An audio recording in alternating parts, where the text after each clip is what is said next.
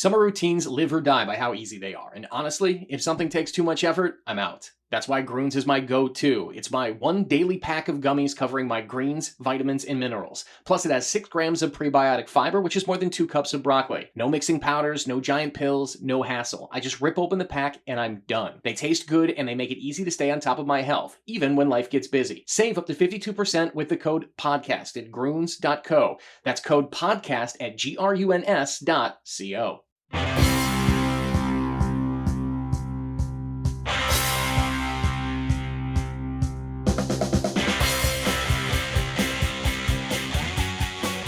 Hi, everybody. I'm Dawn Mitchell, and welcome to Dawn of Sports. This week, we have an amazing guest, and if you're from Edina, you probably already know her name, Jaime Gaard Chapman, who not only is the head tennis coach there, she is a tennis phenom. We're going to dive into her entire resume and much more coming up.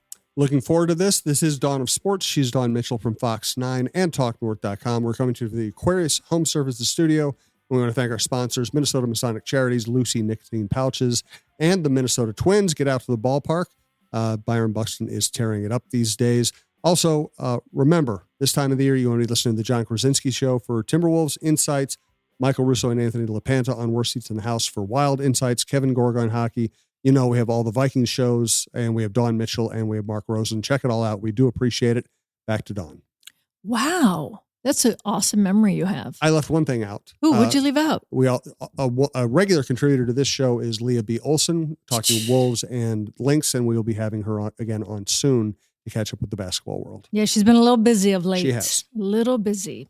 Well, another woman who's been very busy joining us, and thank you so much for coming on into the studio, Jaime Gaard Chapman. Jaime, I love talking tennis, especially now where it's finally warm enough to not play indoor. I'm not a huge tennis player when I was younger, I did. But I just want to give all of our listeners a little bit of background on you. Not only are you the varsity head coach at Edina, you're also in charge of all things racket at Interlochen Country Club, which I'm sure includes pickleball. So we'll probably get into that as well. And you have your own company. You're an entrepreneur. I love it. GPA. Right? The Gaard Performance Academy. That's right. I don't know where you find the time to do all of it. Whenever I say that, when people juggle many hats, it's incredible. But thank you for coming out and talking to us about tennis and being a strong woman. Thank you so much. And thank you actually for giving the introduction on all the things that I do, because sometimes I have a hard time succinctly describing everything that I do, but it really comes from a background of having a master's degree in positive coaching, and I've been really fortunate to get these different opportunities that you mentioned. I'm glad you said that, because I just recently talked with Sarah Hossoon, who is the president of Minnesota Aurora, and also her coach, Jen Larrick. And these are 2 women, and now I know 3 that are here in the Twin Cities that have degrees in not only positive coaching, but also leadership and all of that surrounded by sport. And I think let's dive into that first. I don't think a lot of people realize, A, that you can do that for a master's degree and really kind of zero in on it. And B, what made you want to do that? It was such a unique program. So about 10 years ago, a mentor of mine found the program. It was through the University of Missouri-Columbia. And the degree is it's counseling and educational psychology with an emphasis in positive coaching. And for me, when I read through the program, it was just the intersection of everything that I'm absolutely passionate about. So sports psychology, leadership, human development, and coaching. And so throughout that program, I got to take a deep dive into different case studies of how would you manage situations with the team, developed my own leadership skills. I've got a 78-page playbook on leadership that I developed myself. And so really for me, it was sort of passion meeting education, and being a lifelong learner, it was the perfect fit for me.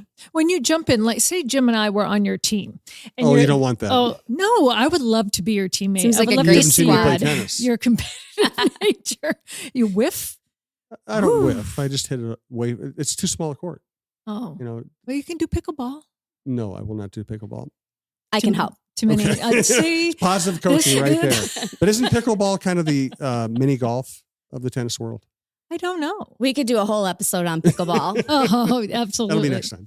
Well, if Jim and I were on the same team and you were getting to know each other, what is the scratch the surface first thing that you do to get to know the person? Because you have to know the personalities, right? And Absolutely. what you can bring out the best in them.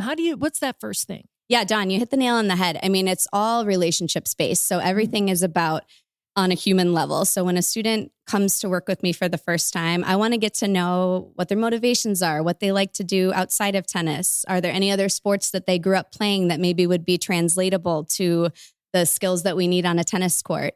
So as an individual, I really try to look at them and figure out, what are some unique strengths that they have. And then if we were to look at you two as a doubles partnership, ideally, we try to take a strengths-based approach and look at the things that Dawn is good at, look at the things that Jim are good at, try to put you in positions to use that often, and often you'll find success with that.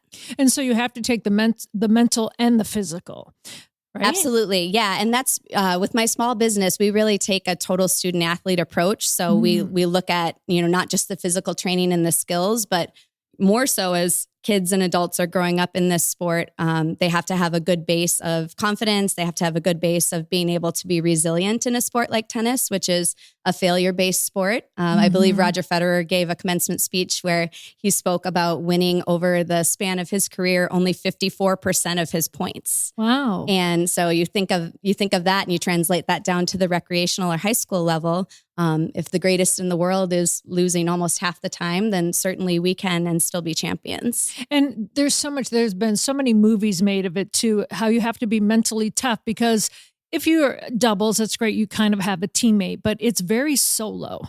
And if you're in your own brain in the wrong way, you can have all the skills in the world and you won't get through a match. Absolutely. And that's one of my passions, is using the degree and the education that I have to dive into the mental side, especially when coaching high school kids. I really only get to see them for 10, 11 weeks of a high school season.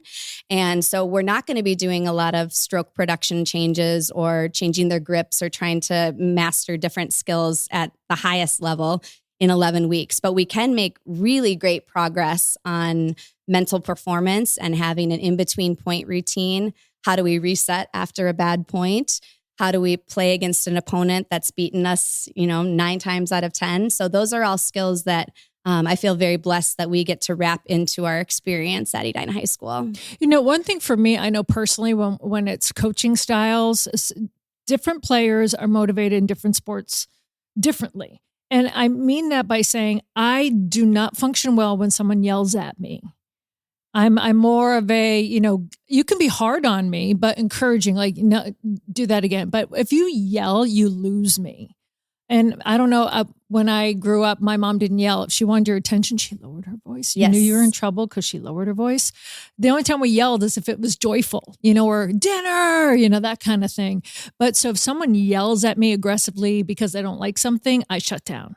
And you must find that. Yeah, and there's some people who are motivated by it, like, get out of there. I'd be like, shut up, or some players like, yeah. Yeah, and that goes back to, again, knowing the individual. Motivation is extremely personal. And I think people mislabel sometimes, like, I'm going to motivate you.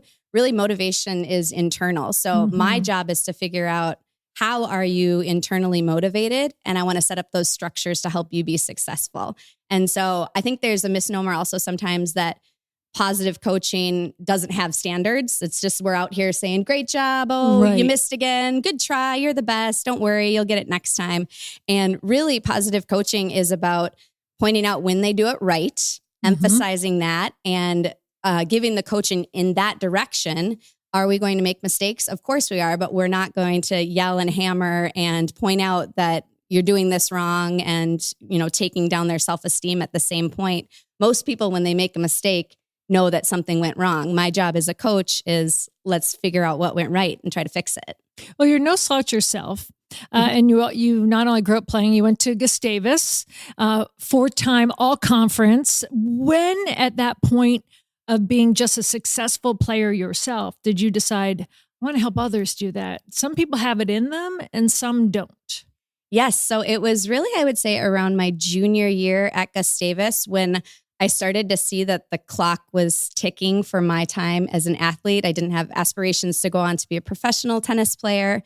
And I just was so drawn to the fact by how much tennis had given me, not just on the court, but off the court. It gave me my best friends. It built my confidence. It helps me to be a really dynamic student because of time management and having to get classes squeezed in between long practices and traveling on the road. And I think it just really hit me that I don't want this part of my life to end when the last ball stops bouncing. And so that summer is really when my entrepreneurial side kicked in. And in the summer between junior and senior year, I started to give private and group tennis lessons back in Edina. And having been an alum there, it was a familiar face to a lot of parents who trusted me. And so I really sort of just kicked it off with starting with private lessons. And years later, it turned into a full-grown business. So happy to be taking all of the skills and using what my mentors taught to me and making it my own and passing it on to the next generation. Well, and there's a lot of pressure too. I mean, I'm not from here. When I first moved here in 2004, and I think I told you before the podcast started, one of my friends, Seth Kaplan, who works with me at Fox 9, he grew up in Edina. He played tennis. And I knew when we worked together in Chicago about Edina tennis. Championships, there's a standard level of excellence. How do you, as a coach, incorporate those same things back to yourself, and not to let that pressure, I've got to carry the yoke of what this reputation is. How do you do that for yourself? Yeah, I love it. Well, the quote I love from Billie Jean King is "Pressure's a privilege." Mm-hmm. So the fact that I got to step in and take over the baton from Steve Paulson, who's longtime, very successful coach at Edina High School, that to me was just one of the hugest privileges of my life, to come back into the sport that gave me so much and to continue the traditions and culture of Edina tennis. For me, the winning and the championships, that's all great and that's a headline. But what I'm most proud of is the work that we do to develop young people every year. And it's really about having a championship culture that helps young girls to develop confidence, leadership, own their skills, really have player-led practices that are based on their own motivations and their own willingness to want to be great. And I get to be along as a guide. So the championships will always be there, and we will always strive for competitive excellence. And that's just the outcome goal that we're looking for. Let's take care of the business of the business. We'll be right back. Nice show. This is going to be a fun continued conversation. We do want to thank Aquarius Home Services. We'd also like to thank Minnesota Masonic Charities. Today, I want to talk a little bit about the Minnesota Masonic Charities. When you think about the Masons, I get it. You think about the funny hats, those pancake breakfasts, which are phenomenal.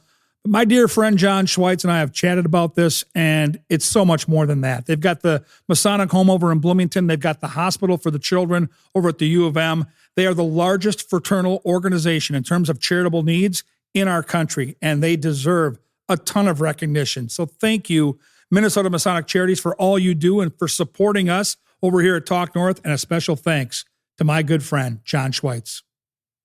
Welcome to one of our newer sponsors, Lucy Nicotine Pouches.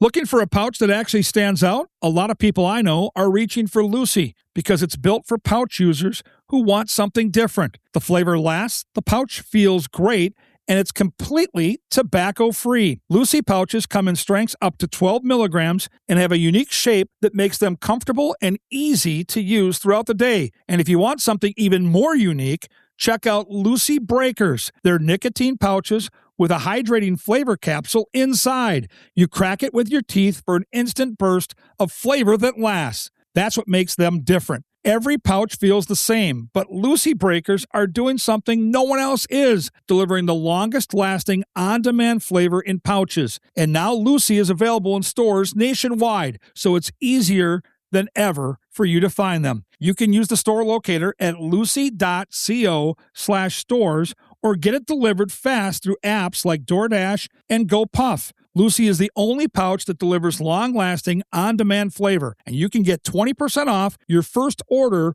when you buy online at lucy.co/dawn and use the promo code DAWN. And if you don't want to wait, check out their store locator to find Lucy near you and grab it today. And here comes the fine print. Lucy products are only for adults of a legal age, and every customer is age verified. Warning, this product does contain nicotine, and nicotine is an addictive chemical. One thing I learned doing the Chin Music Show with Roy Smalley and Lavelle E. Neal III is that there's always something interesting about the twins. They're still in the race, and Byron Buxton is having what might be an absolute career year. So here's more information on how to go out and watch Byron Buxton play baseball. Here is where it all starts. Here's where pages are turned and new legends are written. Here's where kids become lifelong fans and lifelong fans become kids. Here's where sunsets last longer, happy hour tastes better, and summer hits its stride. And when all of Twins territory stands together and believes hard enough, well, there's no place like here. Get your tickets at twins.com. Well, Buck, he is tearing it up. Yes. Ooh, leadoff homer. That's just his nickname, right? Leadoff homer right now. So Jamie, when you talk about kind of trying to coach yourself while you do that, I find it very fascinating too in this era of women's sports. Have you coached men or boys, and what the psyche differences when you're trained? Do you approach them differently, or do you just approach them like you said earlier, like individuals, or is there something to this is more predominantly a girl-woman's thing or a boy-man's thing? Sure. And I can speak from my perspective on that. So when I first started coaching, one of my first jobs, I was 23 years old. I was the Benilde St. Margaret's B Squad boys tennis coach. So primarily 8th, 9th grade boys. I'm fresh in coaching, don't have a ton of experience. And I was, speaking of mentality, I was coming off of being an All-American national competing tennis player. So my lesson plan on day one was really intense. We were going for every ball and we're going to hit these targets. And, we're not taking water breaks until we've hit 30 in a row. And then I roll up and I see these 8th and 9th grade boys. Some of them don't have rackets. One of them forgot shoes on the first day. And that very quickly kind of brought me down to my level of like, all right, we're going to work our way up through the system here with this coaching. What I learned with the boys, and again, this is my experience and maybe other coaches have different experience, structure, very important for the boys. They've got the energy, but we need to bring it in and they've got to know the clear plan. And when we get off the bus, here's where we're going. And then you're going to go on that court and play with John, and you're going to go on that court and play with Billy. And so giving them a little bit more firm guidelines of what the expectations were and building that respect between coach and player. Once I had those parameters in place, it was a great experience. On the girls' side, I would say it was a little bit more about kind of checking in on how are we doing today? How was your day? Did you have any hard tests? Are you stressed about getting a deadline for the yearbook? And meeting them kind of again at a place of like, how are you doing on a human level?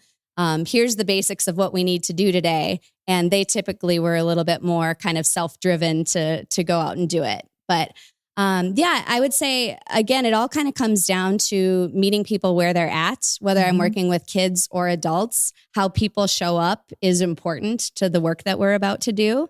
And so being a great listener and, really kind of dialing into where they're at in that day, whether it's a boy, girl, adult, or kid, I think matters. Do you take pride in the fact that tennis was one of the first sports where women could really shine? Like we've seen basketball now grow, hockey, all the other sports. We're going to get 2 professional volleyball teams. But, ever since I was a little kid, I grew up always knowing a professional woman tennis player. I can think back, Chrissy Everett. That was my first tennis racket. It had the red box. It was strung that way. So my first tennis lesson was 2nd grade. Yes. So for me, I always grew up thinking, women play tennis. So that's kind of cool. And who was yours? And how important is it that you're raised knowing that from the jump? Yes. And I love that you brought that up, Dawn, because I think tennis is a shining example of what we could do more of in sport in terms of crossing gender and giving more exposure to the sport itself, not necessarily dividing it into men's and women's.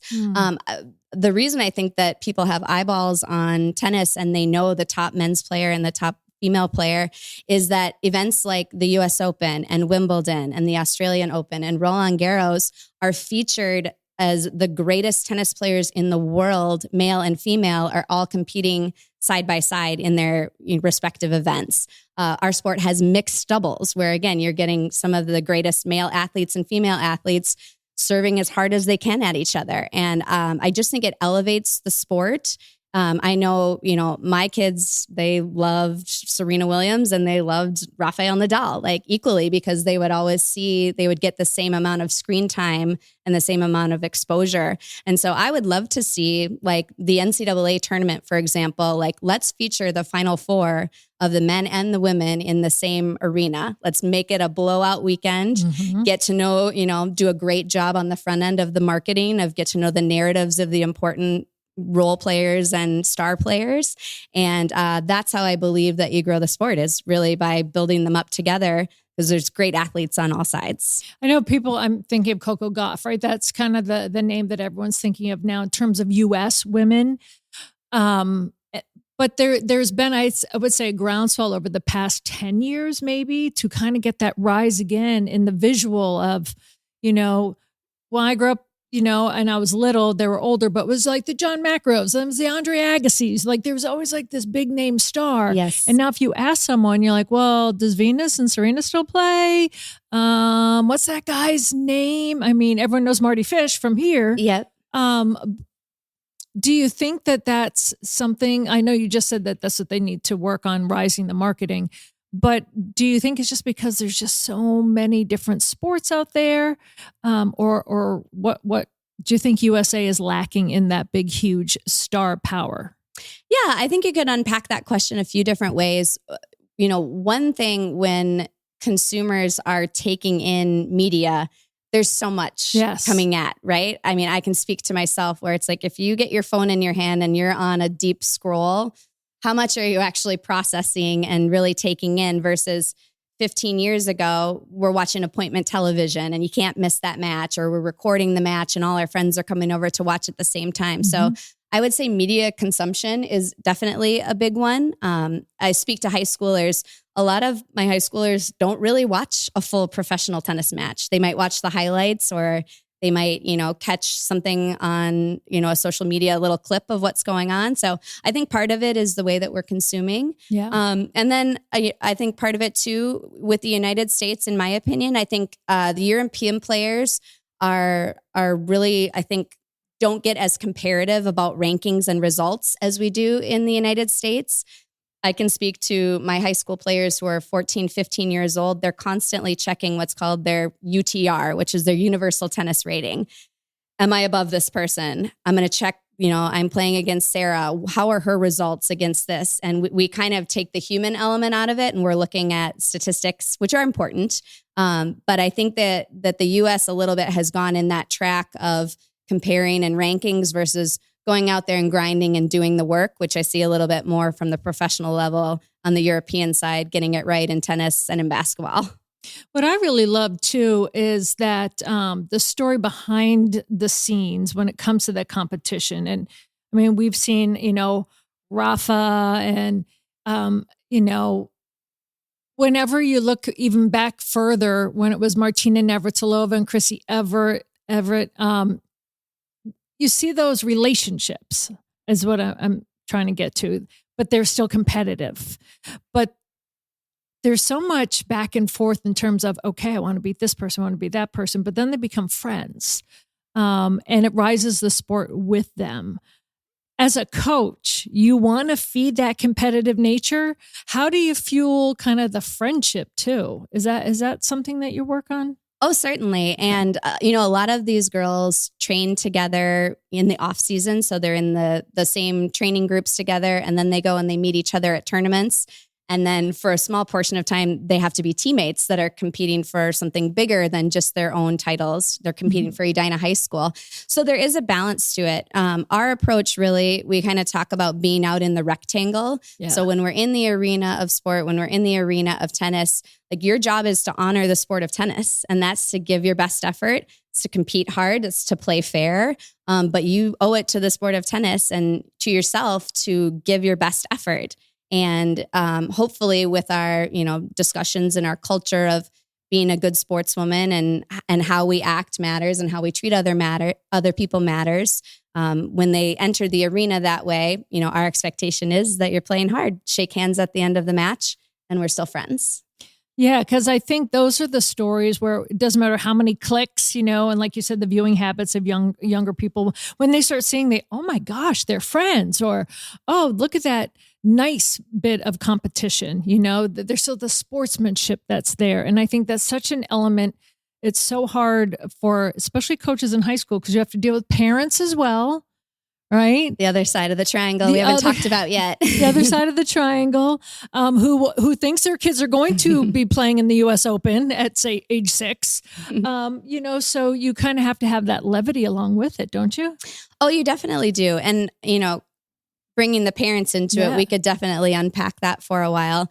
But yeah, I do believe that it's my job to help, develop these kids to understand, like, kind of going back to like, positive coaching isn't just like recognizing the nice things. It's like you can have high standards, you can be an extremely competitive person, and you can be a wonderful human being. And that's, I think, sometimes what gets missed. That can also be what kids are seeing in different social media clips the other way of, giving a pass to an athlete for being a jerk. Well, they're an athlete. They're competitive. They care. They want to win. And I'm just of the camp of, I think we have lots of great human beings. Arthur Ashe, Roger Federer, Coco Gauff are showing, Rafael Nadal is probably the best at it, are showing that you can be the most elite in your craft and be a great human being. Yes. Let's talk about the parents. Let's do it. Some parents, and Jim's just smiling. We see different sides of it in college. You see good parents in high school. It's even more so. My brother's a high school coach, and he sees all sides of it. Even when they're super younger, you go to any sporting event and that's that parent.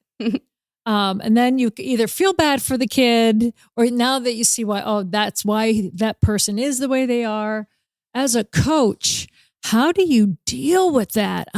It's so difficult because parents are so involved. Now they're the ones looking at those ratings that you were talking about and then feeding it to their kids while they're feeding them breakfast.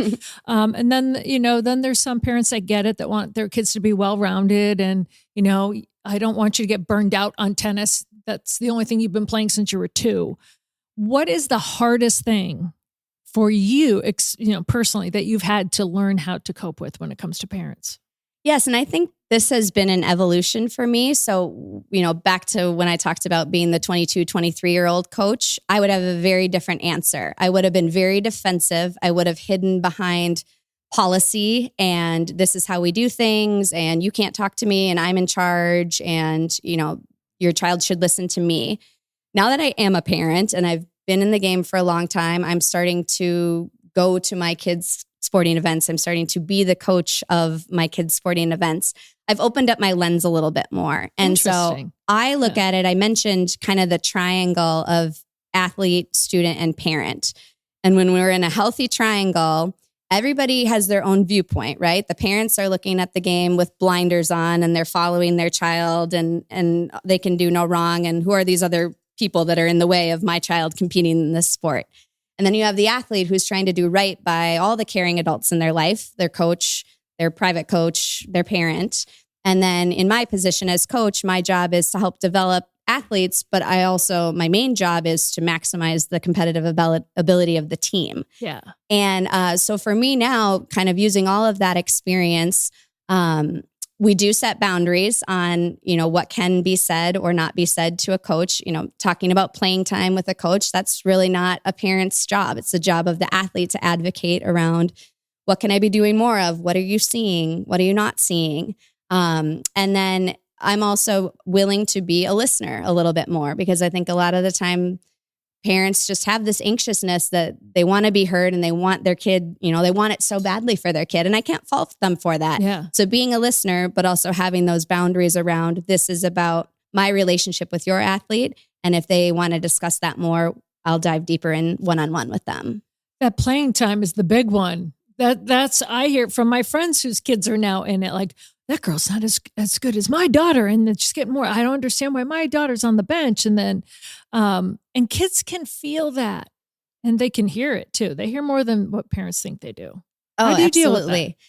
I've been on a little bit of a soapbox tour with this in the last month. I've been privileged to be on a couple of other podcasts where the topic has been youth sports. And so I feel great about my position where I've lived in all parts of that triangle. I've been the athlete, I'm the parent, and I'm the coach. And so really what I'm kind of trying to get the good message out and be a little bit counterculture to the direction that youth sport is going is you may not be in agreement with the coach, but how can you get in alignment with the coach? And how can you get in alignment with the words and the messaging that the coach is trying to project to your athlete and the team, even if you may not agree with every decision along the way?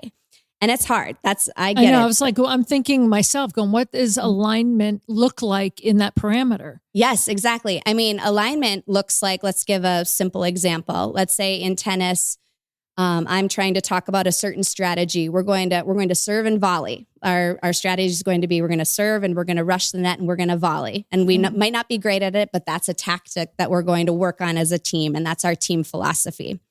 Well, if Sarah goes home and her dad says, why are you serving and volleying? You should be back at the baseline. You have a great forehand. Like, don't listen to the coach. Like, you should be doing, you're not going to win that way. You need to win this way. Well, that's now the student athlete has a decision to make. Am I going to listen to my dad or am I going to listen to my coach who ultimately controls the playing time? Right. And so in that instance, rather than the parent, going rogue and giving a different strategy or saying, don't listen, it's, that's an interesting strategy. Your coach must have a reason for that. Why don't you go and try it for these next few weeks? If it's not working well, like maybe you should talk to the coach about why this isn't working, or maybe you have a different viewpoint. So, or feedback. Yeah, right? Can feedback. you give me feedback, coach? Absolutely. Yeah. So for me, I think that's very powerful. We've had the best teams when we have parents that are of that mindset. They may not agree. I know they don't agree, right? We've got 15 different sets of parents that all are looking at their own kid. And so, but they support the team, they support the athlete, and they're in alignment with our bigger philosophies. How do you know when you have a star on your hands? Player. Yes. I guess the definition of star for me would be that complete player. Are they a great teammate? Are they showing up on time? Are they contributing to our culture in a way where if somebody walked in and observed, they would see the behaviors and actions of our culture through that athlete? Are they somebody that is showing their motivation? They're showing that they want to get better at something. They're open to coaching. They have a good team around them of people that are, giving positivity and moving them in the right direction. And I'd be remiss if I didn't say that they had a real competitive spirit. Right. I was thinking when you were talking too, now that you are not only a coach, but you have the knowledge behind you and I would say just kind of that psychological aspect of it all. Is there one coach that maybe when you were younger, you didn't appreciate as much as you do now because now you know what they know? And is that the same as your favorite coach? I'll take pieces from lots of different coaches. Okay. So I was very blessed to, I also played competitive basketball for Edina all the way through my senior year. So throughout all of, middle school, high school, I was introduced to a lot of great adults who had an impact on my life. And the 16-year-old brain, you think you're right about a lot, or you think you have a way of doing things and maybe somebody's pushing you in a way that you don't quite understand at that time. So I would say, absolutely, I reflect all the time on the people that poured into me and their methods. And I've taken a lot of what they've done. And I've also reflected on, maybe I didn't receive it well then. And that only really informs me now as the coach speaking to these 16 and 17-year-olds of how is this going to hit this person?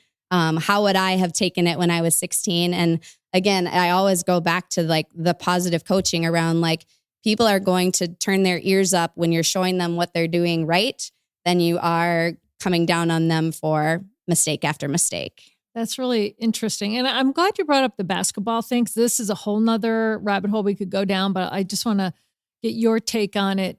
Sometimes kids are so specialized out of the jump right now, But to play different sports, I grew up playing different sports, and even in high school. Do you like that? I know it's so hard because a child could get injured, playing basketball, and then, there goes the tennis thing. But does it make them well-rounded? I know there's so different schools of thoughts around that. Yes, I love it. I am going to be a multi-sport champion forever. Yeah. My family, I have an older brother, a younger sister. We all played tennis and basketball all the way through. All of us pursued college tennis. So, personally, I've seen it work very well. And I've seen a lack of burnout, to be honest. A lot of my peer athletes growing up playing tennis really specialized starting at 12, 13 years old. 3 of my friends had some serious surgeries on elbows and back and shoulder due to just time on task only being tennis 12 months out of the year. So I think from a physical perspective, it's important to have variety. Our bodies aren't meant to work mechanically the same way over and over and over again for 12 months out of the year, multiple times a day sometimes. So I think from a physical perspective, it's super important. From a mental and burnout perspective, you need to hear from different people. You need to take your brain out of one area and go to another area. And that just develops you as a thinking athlete, which is what you want as a coach, somebody who's just a great thinker out there. And part of this too, I could again go on another soapbox tour about, youth sports, the younger age.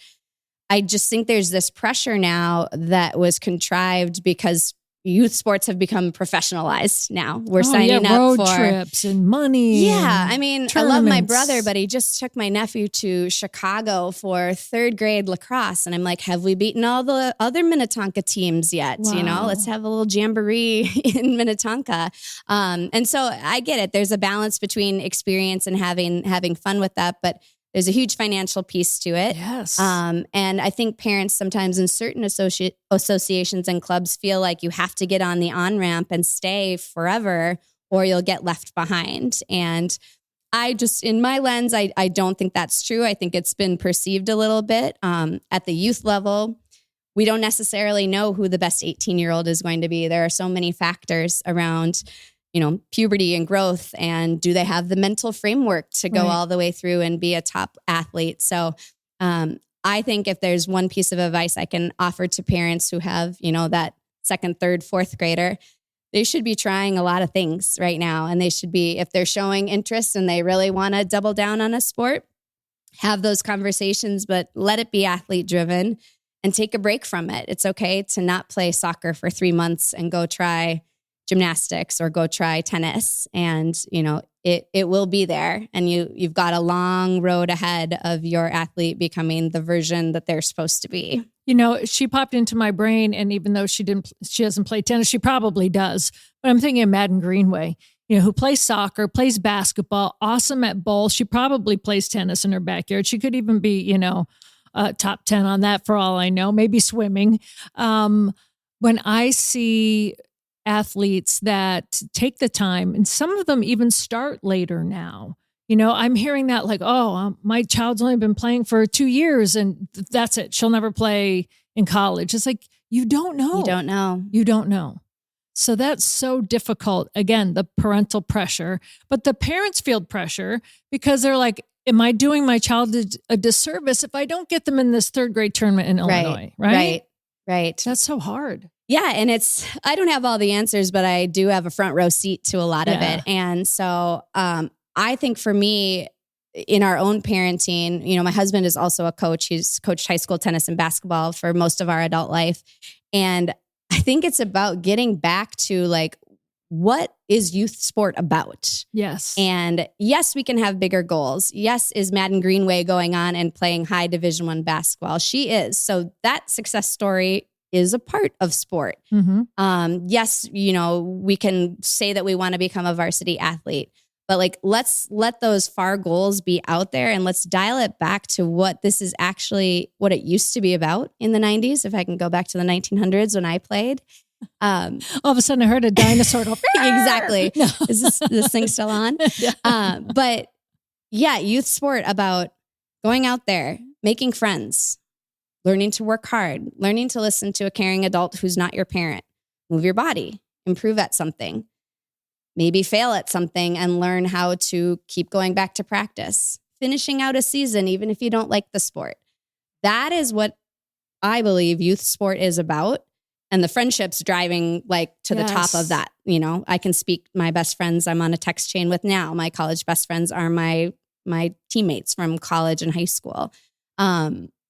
Getting back to really what matters there, because if kids are making those connections, working hard, listening to their coaches, learning those habits, they're probably going to want to continue to play that sport and want to spend more time on that, which only leads into probably becoming better at that sport.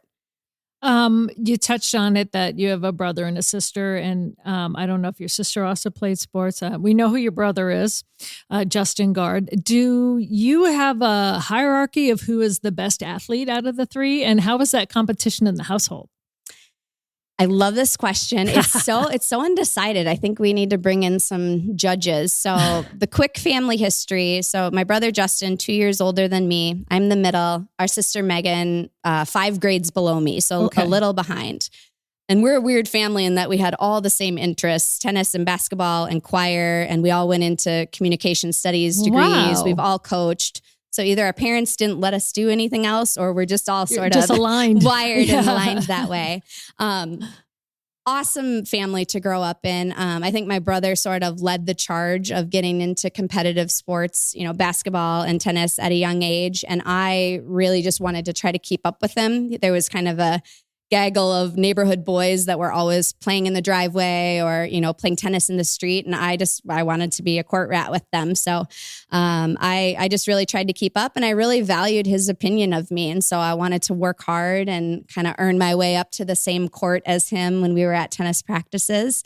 And then our younger sister came along, and I think Justin might agree. She's probably arguably the best athlete of the family. Really? Okay. Just kind of picked things up by being forced to be driven around to all of our things when she was little. And I mean, she was making 3-point shots when she was in 4th grade, like stop nailing it. Yeah. Wow. Yeah. Like she'd been played on a 6th grade team when she was in 4th grade. So, no, very blessed to just like, in terms of like, you asked about us being competitive. Mm-hmm. It was never like competitive with each other in a way of like, I want to beat you. It was like, and actually the word competition is like competier, which is striving together. It was like, we all want to like do this journey. And so like, come along with me and we'll get there. Oh, that's great. And I kind of feel like just hearing you say that, you probably bring that forth into when you're coaching, and even when you're in interlocking with adults, which is a whole different thing, but you bring that forth, right? That, all right, you're playing together, but it's an individual thing, but it's also a team thing. Lift each other up. Truly. And I love the way that you wrote that. And thank you for bringing in interlock in as well, because I coach a ladies daytime league. Shout out to the ladies daytime players. Some of them are playing the sport competitively for the first time when they're 45 years old. So that in itself is kind of a brave endeavor to try something new and put yourself out there. And you know, one of the core tenets of Edina Tennis is what's best for the team is best for me. So we are all about approaching sport from, we are in this together. Tennis is truly a sending and receiving sport. If I'm playing with Jim, I'm hitting a ball to him, he's hitting a ball to me, and we're in practice. Like, our job is to make each other better. You know, if the ball goes in the net, we're both not getting better. So, it's that's the number one thing in all my different lenses and areas that I coach. You know, it's about the team and working together to become the best you can be. I love how you say they're just starting at 45 and doing that, because I have not played tennis. I can't even remember. I mean, 2nd grade was my first. I think I played through high school, but I was not on the high school team because I played soccer and we had a traveling soccer team, basketball and track. So you have to pick, you know, what sport you're going to play in high school. But, and then I fractured my neck and I basically dislocated my shoulder and tore some nerves. So my serve came over like a watermelon. It used to come over, sizzle. And now it's like this big fat, my friends would be like, I can serve that right back in your face. And it was terrible. And so I tried to learn sidearm. So what do you talk about women that may be over 28, or I say I'm always 28, that want to pick it up again, that may have injuries, that may not have ever picked up a racket, would you just encourage them to do that? Because they always say golf and tennis are what you can play into like your 90s, right? Yes. So resurrecting former careers is one of my favorite things to do. Really? And I have a great opportunity at Interlochen to, again, I played on the middle school team with Mrs. Jones as my coach. The Phi Ed teacher was our coach, and I haven't hit a racket or hit a ball since then. And my racket is from middle school. So I love it. I mean, it's, again, I'm biased, but it's a sport that has been so life-giving for me. At the league level, at our club, I just see these great friendships and bonds that come from, meeting together every day, moving our bodies. Everybody's learning. Everyone's laughing at trying new things and, maybe doing it well or maybe doing it not so well. And so I think it's just about like sign up for that first lesson, go to it. Mm-hmm. No one is going to die from the first lesson. And once you're there, you'll recognize sort of like, what are the great things that can come of this? Mm-hmm. And then I promise I'll take care of you along the way to teach you the sport. That's right. No making fun of the serve, right? Jim, if you were there, you'd make fun of my serve. I would not. It's kind of like the Charles Barkley serve of like his golf. Just incorporate that into comedic relief. Yeah, I would be comedic relief. We can work around it, Dawn. I'm ambidextrous. Maybe I should learn lefty. There you go. There you go. I was always taught right. What about both at the same time? Oh, yeah. I do that in ping pong. I'll be like, then I swap to the other thing. No, I mean two rackets. Oh, at once? I can picture it like an octopus. I think your best years are ahead of you. Oh, see, I like her already. Can you stay? Coaching. Well, before we wrap things up, I'm going to the French Open coming up. I'm so excited. Oh, you're gonna love it. I've been to the U.S. Open. This will be my first time going to Roland Garros. I want to hit every Grand Slam, but I don't know. I want to be in the moment and see it all, but I'm only going to be there one time. Have you been there? Yes. So very lucky. My mom and sister and I did a girls trip in 2023. Okay. We were there for 2 days. So we had to take it all in. Do you need advice? Yes. So I think the best hidden gem is to look at the practice schedule. Okay. So I have pictures on my phone of Coco Gauff at the practice courts with her former coach, Patrick Maratoglu, who's a very famous coach. And I am sitting in what could be described as high school stadium seats in the third row. I can hear the coach telling Coco the adjustments of what they're working on. And I'm just watching a practice. I'm watching her hit these amazing shots and getting an autograph and a picture from her right after. So the big stadium is great. You're going to see lots of amazing players, but I would walk around and go to those outer practice courts and get to see the best of the best. And they're open. Yeah. And obviously I'll have a ticket to get in, but once you're in, you can just walk around. You walk around and you go to the practice court. You'll be able to see where they're practicing, and you got to go and just watch them do their craft. It's awesome. Oh, see, that's the insider information I was looking for. Yeah, I'm so excited. And you're going to love it. Want to see what the clay court is all about, like up close and personal. I've never played on a clay court. Well, obviously I haven't played in a long, long time, but all of my friends, it's weird. They're all tennis players. They're like captain of their tennis player at Yale, captain of their tennis at Georgetown. And I was like, I played town. Yeah. So I think that means we need to get you back in the game, Dawn. Oh, okay. We'll see. Jim, will you play if I play? Maybe. All right. See, that's a good thing. Then you can have me back and we can give an update on how it's going. I like tennis. It's not something I've thought about in years. Yeah, that's what I'm saying. Does this mean we're getting older when we start thinking about golf and tennis? Actually, I think a lot about golf. I haven't thought about tennis in a long time.